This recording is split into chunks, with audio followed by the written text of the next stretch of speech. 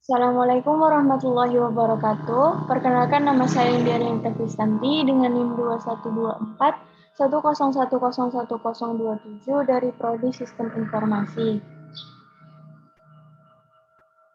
Nah, di sini saya akan mempresentasikan mengenai recursive triangle, yaitu di mana recursive triangle ini merupakan tugas menggambar segitiga secara rekursif beserta dengan tahap-tahap penyusunan dan juga demo dari program yang dibuat. Nah, sebentar. Nah, di sini saya akan menjelaskan mengenai tahap penyusunan programnya. Yang pertama kita perlu untuk mengimpor teks, printer dan juga math di sini. Nah, setelah itu kenapa sih kita perlu mengimpor Tkinter itu? Nah, jadi Tkinter ini digunakan untuk membuat grafik user interface nantinya. Nah, user interface ini nantinya akan memuat di sinilah yang akan memuat segitiga dan juga kanvasnya nantinya. Nantinya ada di sini. Dan selanjutnya kita butuh mengimpor emas juga. Nah, emas ini digunakan untuk agar kita bisa menggunakan fungsi emas seperti contoh standarnya pada program yang kita jalankan nanti kita buat. Nah, kemudian selanjutnya di sini ada nah di sini itu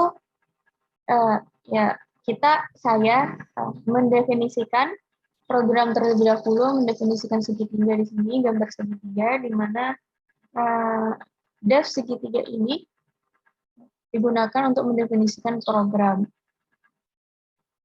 Nah, selanjutnya di sini ada jika if level lebih jika atau if level tidak saya kurang dari curl levelnya, maka di sini akan di return, di mana fungsi return ini akan sama atau mirip dengan break di sini. Jika fungsi rekursif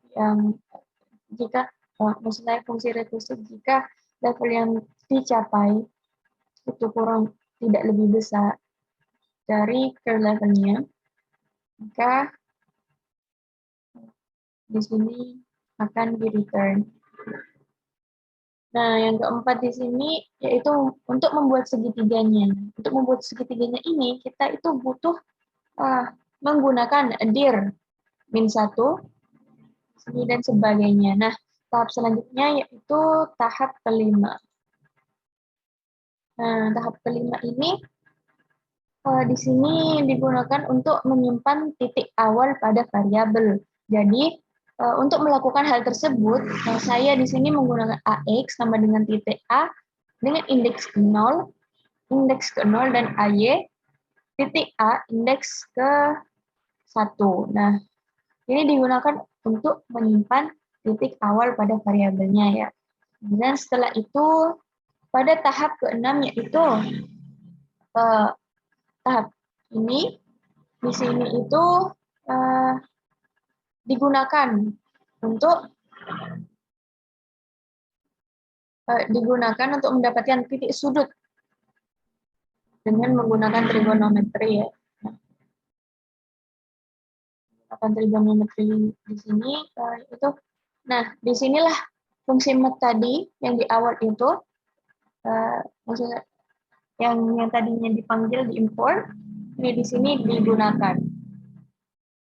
Nah, di sini pada line pada line ke-15 ya, yaitu BX sama dengan math cos radians directions 60 kali panjang, dan juga di sini BY math sin radians directions 60 kali panjang, CX math cos radians directions kali panjang, dan juga CY sin radians direction 120 kali panjang.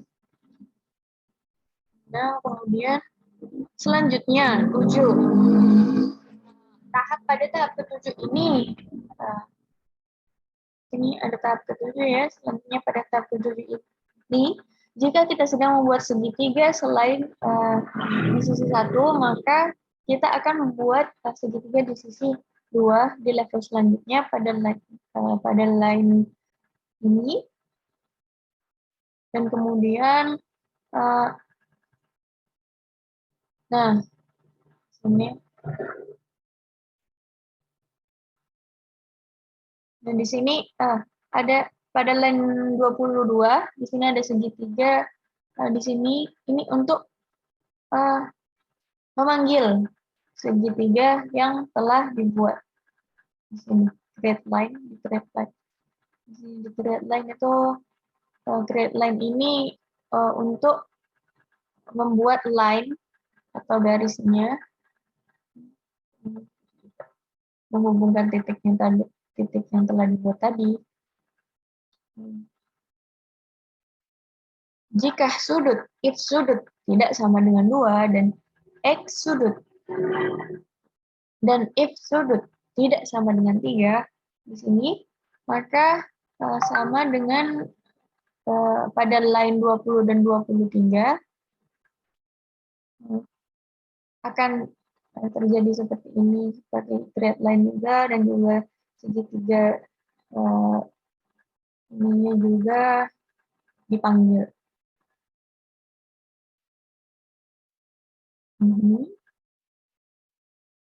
Nah, selanjutnya di sini ada tahap ke-8. Nah, tahap ke-8 ini untuk tahap ke-8 ini itu di sini itu untuk membuat inputan user untuk menentukan berapa level segitiga yang diinginkan.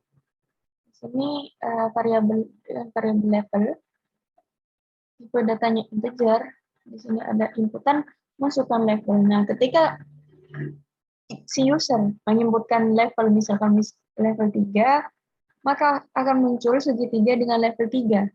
Nanti akan didemokan. Selanjutnya di sini ada membuat kanvas dengan memanggil printer. Di tahap ke-9 ini, setelah membuat segitiga, setelah ada inputan usernya ini, di sini kita akan membuat kanvas. Di sini.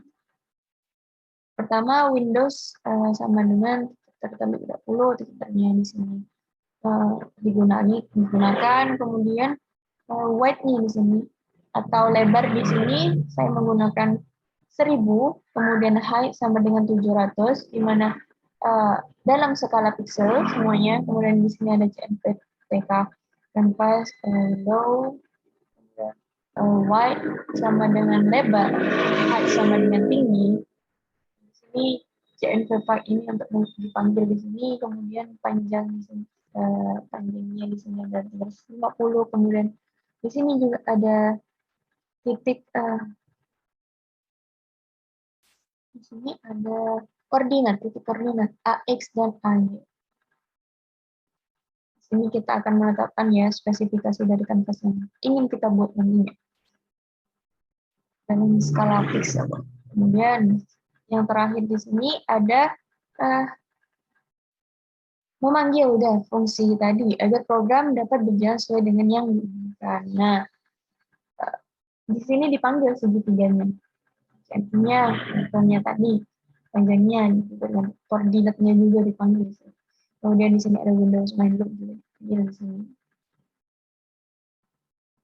Ini digunakan agar program yang telah disusun tadi itu bisa dijalankan sesuai dengan prosedur atau sesuai dengan apa yang kita inginkan. Nah, selanjutnya di sini ada tampilan keseluruhan dari program berdasarkan yang telah saya jelaskan tadi, program-program yang telah saya jelaskan tadi. Nah, langkah-langkah dari 1 sampai 10 di sini program secara keseluruhannya di sini. Lihat ada input di sini untuk input library dan juga untuk modul di sini. Kemudian selanjutnya ada dev segitiga untuk mendefinisikan seluruh program di sini. Kemudian di sini ada level, ada there, dan seterusnya. Oke, di sini selanjutnya saya akan mendemonstrasikan mengenai program yang dari tadi telah saya jelaskan. Sebentar, saya akan membuka programnya. Ini share screen.